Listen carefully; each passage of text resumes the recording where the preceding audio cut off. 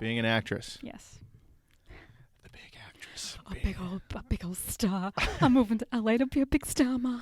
How do you, like, I don't even know how you get started in that. Yeah, it's a lot. It is a lot. Like, It's when intense. do you get an agent? How does that work?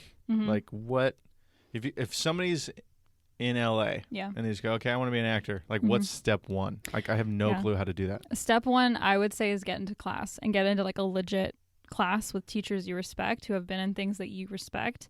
Okay. Don't go to some teacher who's like, I can get you working in 6 months. Like, you have to be so careful as an actor. You need to really discern, because people want to take your money as an actor. People are like, because actors need a lot of assistance to become actors. You have to hire coaches. You need all kinds of training, but and people will take advantage of that. So I would say, if you are an actor and you just moved to LA and you're like, I have no idea where to start, you have your, a lot of people have their degree in acting, so they don't feel like they need to start in a class.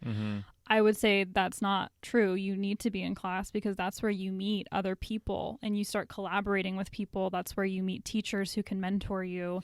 That is really the entrance into this career field. That's where I found a lot of my, once I got into Groundlings, I mean, I met so many amazing comedians and actors and producers and directors who were so talented, and they were like, oh, like, they just, kind of brought me in and started collaborating and stuff like that. So like, just indulge yourself in the industry. Yeah. I would say just get into class. If you were a young actor and you want to be an actor, get into a good studio. There's so many great studios in LA. There's RGB. I hope I'm not messing up the name. I should have my phone, but there's I don't have my. You're totally good. There's a lot of really good studios. You just have to know. You need to research your teacher. Always check IMDb. Check what people have been in, because if you're going to a teacher who has no credits on IMDb, right, that is already a red flag.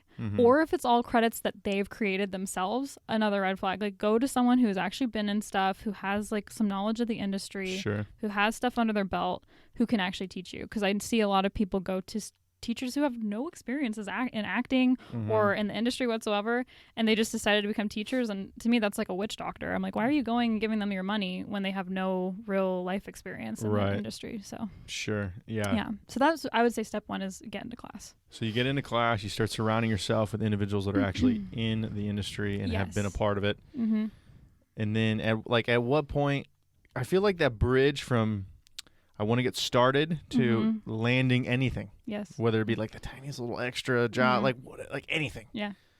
Like, that is such a process. It is. It's a lot of work. Yeah. Yes. Right. So like you kind of start just hanging around people, go to class, you start making relationships that way. Yeah. Like, and then what? So you just in this class, hopefully you meet somebody that'll throw opportunities your way, or like I said, like, when do you get an agent? Like, how does that work? You got to grind. You really have to be on your game of marketing yourself accordingly, getting your headshot. It's such a pursuing acting professionally is a craft within itself.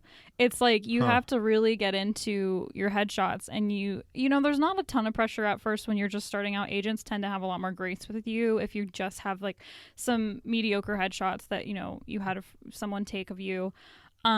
You can get a commercial agent. That's typically the easiest way to get an agent, because a lot of commercial agents accept self-submissions. So you can submit whatever headshots you have of yourself. And that's how I landed my first commercial agent. I just self-submitted, and I sent in photos I had of myself. And that's how I got my first commercial agent. But it's definitely a process. I would say you need to have photos, you need to have a reel, you need to have there's a lot of different pieces you need to have to be like a fully functioning actor. You need to have certain things in place. But getting an agent obviously doesn't really mean much. An agent nowadays doesn't mean much. Like, some are great, some aren't great.